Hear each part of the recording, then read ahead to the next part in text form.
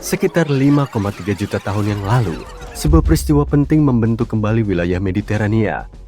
Peristiwa itu adalah banjir besar yang mengairi kembali laut setempat yang sebelumnya sangat tandus dan asin. Peristiwa ini dikenal dengan nama banjir Zanclean dan selamanya mengubah geografi daerah tersebut. Laut Mediterania dikelilingi oleh Eropa, Afrika, dan Asia dan terhubung ke samudera melalui Selat Gibraltar. Selat ini cukup sempit dengan panjang sekitar 13 km. Mungkin tidak terlalu lebar, tapi selat ini memainkan peran penting dalam menjaga keseimbangan cairan di antara kedua perairan ini. Sekitar 6 juta tahun yang lalu ada banyak hal yang mungkin menyebabkan Mediterania terputus dari Samudra Atlantik. Ada yang mengatakan zaman es, ada juga yang mengatakan pergerakan tektonik seperti gempa bumi. Apapun penyebabnya, hal ini mendorong kawasan Mediterania ke dalam periode yang disebut krisis salinitas Messinian. Selama sekitar 1000 tahun, laut perlahan-lahan menguap meninggalkan cekungan kering yang berada beberapa kilometer di bawah permukaan laut. Krisis ini benar-benar mengubah lanskap, menciptakan kondisi yang mirip dengan kondisi yang ditemukan di Laut Mati saat ini. Artinya, keindahan Mediterania yang subur ini dulunya merupakan lingkungan yang sangat asin, mengandung garam hampir 10 kali lebih banyak daripada lautan. Seandainya bisa mengunjunginya, kamu akan dapat dengan mudah mengapung di sedikit air yang bisa kamu temukan, bahkan jika kamu bukan perenang yang terampil. Jumlah garam dan kandungan mineral tersebut akan menyulitkan sebagian besar makhluk untuk bertahan hidup. Namun beberapa mikroorganisme yang tangguh, seperti bakteri, dapat beradaptasi dengan kondisi yang keras ini. Saat ini di dasar Laut Mediterania, kita bisa menemukan lubang sebesar Grand Canyon, dan lubang-lubang tersebut tampaknya terbentuk selama periode dehidrasi yang sama. Bukti menunjukkan bahwa sungai-sungai besar, seperti Sungai Nil dan Sungai Rhone, mengalir langsung ke Laut Mediterania pada saat itu, meninggalkan ngarai ketika mencapai dasar ribuan meter di bawah permukaan laut. Orang-orang harus menemukan semacam penjelasan pada masa itu tentang mengeringnya Mediterania.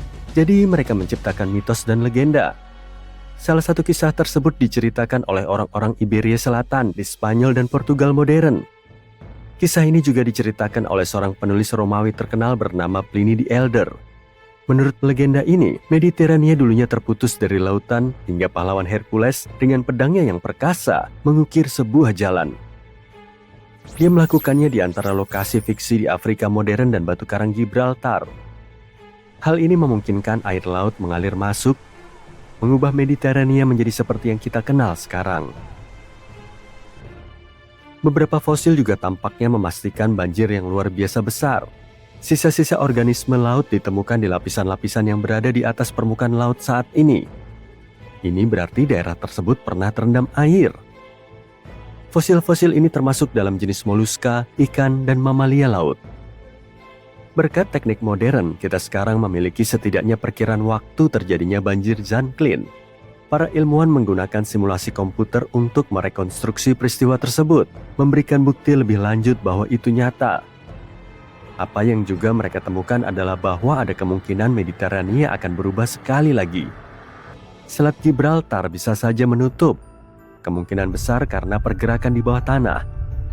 Hal ini dapat menyebabkan Mediterania menjadi kering kembali dalam rentang waktu sekitar 1000 tahun. Kawasan Mediterania bisa hilang sama sekali jika benua Afrika terus bergeser ke utara semakin dekat ke Eropa. Salah satu banjir besar yang terkenal namun masih bersifat hipotetis adalah teori banjir Laut Hitam. Beberapa ilmuwan berpendapat bahwa sekitar 8400 tahun yang lalu, air dari Laut Mediterania mungkin telah tumpah ke Laut Hitam melalui sebuah lorong sempit yang disebut Selat Bosporus. Hal ini dapat menyebabkan bencana besar, memaksa orang-orang yang tinggal di dekat Laut Hitam untuk mengemasi barang-barang mereka dan pindah lebih jauh ke dalam benua, baik di Eropa maupun Asia. Mereka mungkin telah membawa serta cerita tentang banjir besar ini.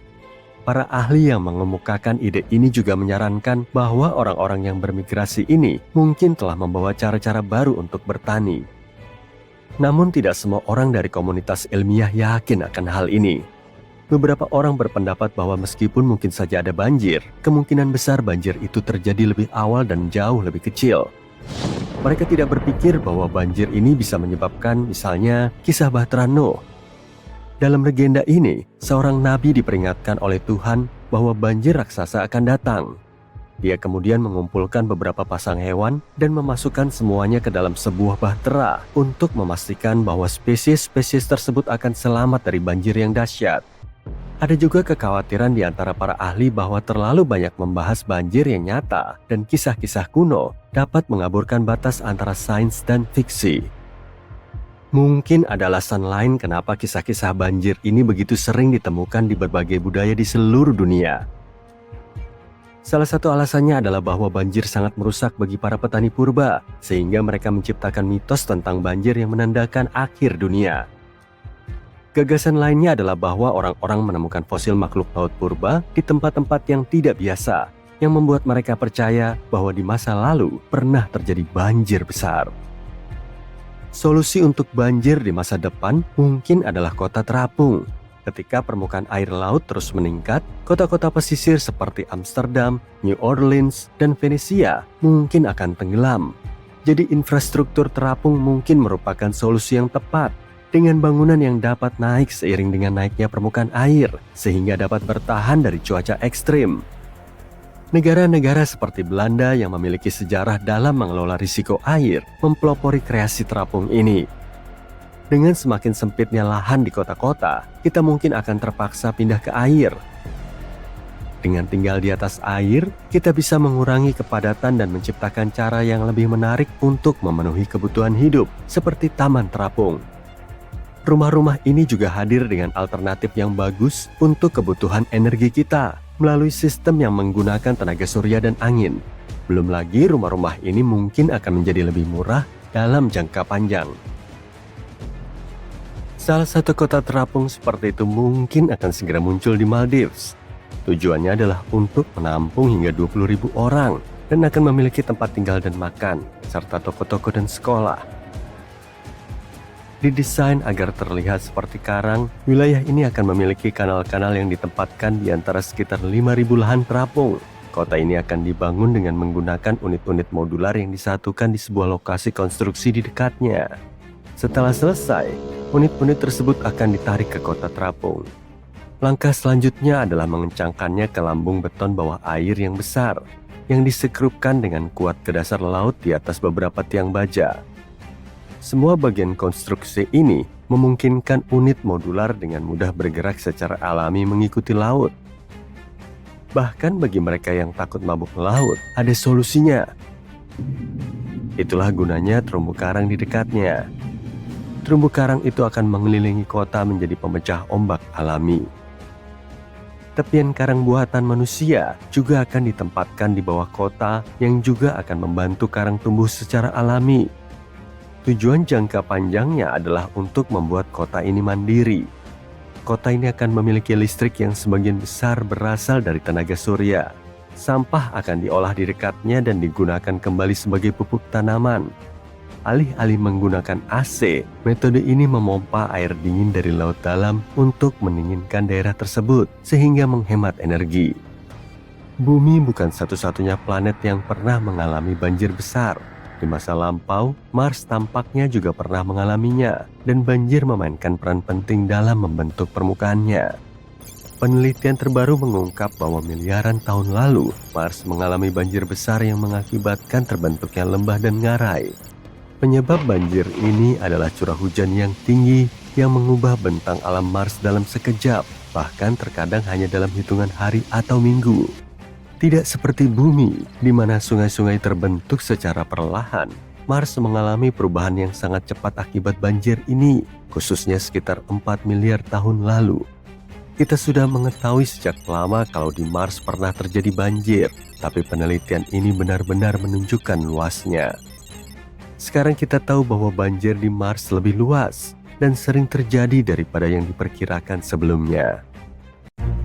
Ilmuwan mengklaim wilayah Islandia pernah berada di antara Greenland dan Skandinavia. Luasnya lebih dari 600.000 km persegi, tapi sekarang daratan ini sudah ada di bawah air. Jutaan tahun yang lalu, bentuk bumi masih mirip dengan buletan pizza jumbo dan semua benuanya saling menyatu membentuk Pangaea. Area yang sekarang kita kenal sebagai Samudra Atlantik Utara masih berupa tanah kering 335-175 juta tahun yang lalu. Selama bertahun-tahun, para ilmuwan dan geolog telah berasumsi kalau Samudra Atlantik Utara terbentuk saat Pangaea mulai terpecah sekitar 200 juta tahun yang lalu. Gunung berapi yang menjulang di areanya sekarang bisa jadi petunjuk kalau Islandia baru muncul 60 juta tahun yang lalu saat ia memisahkan diri dari pulau lain. Bumi yang mirip buletan pizza jumbo ini kemudian terbagi menjadi beberapa irisan yang akhirnya membentuk benua yang kita kenal saat ini. Tapi menurut teori ini, pecahnya Pangaea telah menyisakan daratan yang membentang sepanjang 320-an kilometer. Dan baru 10 juta tahun yang lalu, ujung barat dan timurnya tenggelam di bawah air, lalu menyisakan daratan yang kita kenal sebagai Islandia.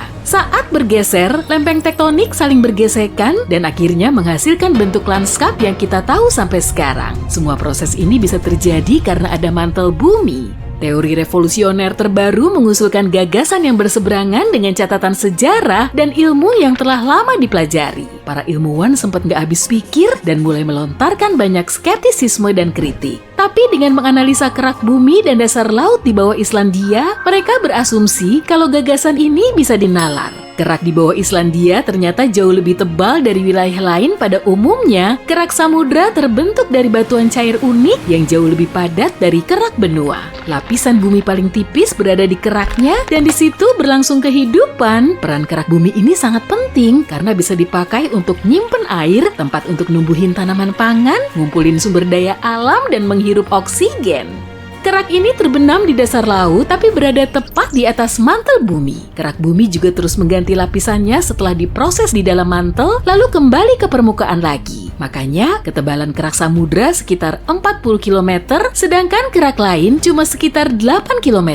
Cukup beralasan sih karena di situ ada banyak gunung berapi. Survei magnetik di dasar laut menunjukkan lapisan batuan cair ini bermotif garis-garis. Medan gravitasi bumi yang telah mengubah kutubnya selama jutaan tahun juga berperan penting dalam membentuk fondasi lanskap bumi. Tapi bukti konkret yang bisa membenarkan teori ini masih nihil. Untuk mencari tahu, para ilmuwan terlebih dulu perlu menggali dasar laut di dekat Islandia. Zirkon adalah mineral super keras yang bisa bertahan sampai miliaran tahun meski di kerak bumi terjadi erosi. Dengan menganalisis sampelnya, mereka bisa memperkirakan umur geologis benua agar bisa mencari tahu jenis keraknya. Barangkali kerak samudra yang lebih tebal atau kerak benua yang berupa daratan. Untuk melakukan proyek ini, mereka perlu mengucurkan banyak waktu dan biaya. Ada juga metode lain dengan memakai survei seismik di atas kapal riset untuk mengukur gempa. Atau bisa juga dengan mengebor lubang sedalam puluhan kilometer di dalam kerak bumi. Tapi metode ini memerlukan lebih banyak biaya daripada menganalisis mineral-mineral zirkon. Sejumlah fosil tumbuhan khas Skandinavia dan Greenland bisa ngebuktiin kalau Islandia pernah berupa daratan luas dan mungkin juga dipenuhi pepohonan. Islandia bukan dataran dingin seperti saat ini, jadi di situ kemungkinan ada hutan. Tapi ilmuwan belum nemu bukti fosil binatang yang sama dari kedua wilayah tersebut untuk menyimpulkan sesuatu. Mungkin kita perlu nunggu teori tersebut juga mengulik lebih dalam lagi. Katanya dulu juga pernah ada Islandia Raya. Islandia, Irlandia, Inggris, Skandinavia, dan Greenland menempati satu benua mikro. Wah, tempat ini cocok banget deh dijadiin sebagai destinasi wisata dan arena main ski. Kanada dan Islandia Raya bisa terhubung melalui samudra dengan jalur kereta. Lama-lama, perekonomian di situ bisa makin maju dan dengan luas sekitar 103.000 km persegi, Islandia termasuk sudah cukup besar.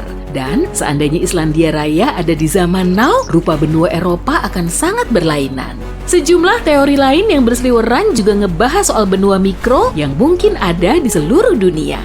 Para ahli masih meragukan adanya benua Islandia ini, tapi kalau semua metode penelitiannya dilakukan dengan benar, teorinya bisa mengungkap sejarah Islandia dan Samudra Atlantik Utara. Dan ini bisa menjadi awal dari proses ditemukannya benua lain yang tenggelam. Teori lain juga menyebutkan kalau Selandia Baru merupakan puncak dari subbenua yang telah hilang. Ukurannya bahkan lebih besar dari Islandia dan dinamakan sebagai Zealandia. Penelitian menunjukkan Selandia Baru memisahkan diri dari superbenua Gondwana antara 79 sampai 83 juta tahun yang lalu. Ilmuwan mengklaim benua ini paling tipis dan paling muda di antara semua benua yang ditemukan di bawah laut. Craton adalah inti batuan yang berfungsi sebagai fondasi utama di kebanyakan benua. Umurnya minimal 1 miliar tahun, tapi kerak benua yang menyusun Zealandia cuma berumur setengahnya sehingga masih tergolong cukup muda. Dengan kata lain, sebagian Cratonnya telah hilang meskipun ada sedikit sisa batuan tua dan bagian mantel bumi. Diperkirakan umurnya 2,7 miliar tahun. Setelah meneliti kristal zirkon di Selandia Baru, para ahli memperkirakan umurnya 1,3 miliar tahun, sedangkan benua lain lebih dari 3 miliar tahun. Para ahli telah mempelajari komposisi batuan dasar laut di sekitar Selandia Baru. Batuan ini terdiri dari silika dan granit yang juga ditemukan di kerak benua. Batuan dasar lautnya kaya akan magnesium, lebih tebal, dan lebih tinggi dari kerak laut biasa di sekitarnya. Dalam beberapa penelitian, mereka mengumpulkan data magnetik dan topografi untuk mencari tahu keterkaitan antara Laut Tasman dengan Laut Koral di wilayah cekungan Kato. Cekungan sempit ini berada di antara Zealandia dan Australia. Data satelit melacak gangguan kecil pada gravitasi bumi untuk memetakan kerak dasar laut di sekitar area tersebut. Mereka bisa melihat jelas daratan yang membentuk Zealandia hampir seukuran Australia. Meskipun sudah terdeteksi, tanda-tanda ini nggak bisa jadi bukti. Mungkin ada banyak benua mikro yang memisahkan diri saat Australia lepas dari Gondwana. Saat itu, superbenuanya terdiri atas Amerika Selatan, Antartika, Australia, Zealandia, Arab, dan subbenua India. Selandia Baru bukan negara paling besar di dunia, tapi kalau teorinya benar, maka ukuran Zealandia kurang lebih 6 kalinya Selandia Baru. Mauritius termasuk pulau muda yang umurnya baru jutaan tahun. Terletak sekitar 1.900 km di lepas pantai Afrika, pulau ini diyakini mulai muncul 9 juta tahun yang lalu. Gunung berapi bawah laut di area ini memuntahkan banyak sekali lava hingga membentuk daratan. Tapi para ahli juga nemu batuan zirkon yang umurnya lebih dari 3 miliar tahun. Mungkin itu bagian dari benua Maurisia yang telah tenggelam yang ukurannya 1/4 kalinya Madagaskar. Zirkon yang mereka temukan nggak tertanam di atas pasir, tapi di batuan padat. Sebagian orang bisa aja berkilah kalau batuan itu cuma terdampar di pantai. Sebagian ahli juga masih belum yakin. Menurut mereka, temuan batuan khas yang terbawa oleh letusan bisa mempengaruhi komunitas ilmiah agar percaya pada teori ini. Tapi seperti Islandia yang bisa menjadi bagian dari Islandia Raya, Maurisia juga pernah dinamakan sebagai Rodinia yang terdiri dari India dan Madagaskar. Menurut teorinya, Maurisia tertutup oleh air saat India melepaskan diri dari Madagaskar sekitar 85 juta tahun lalu.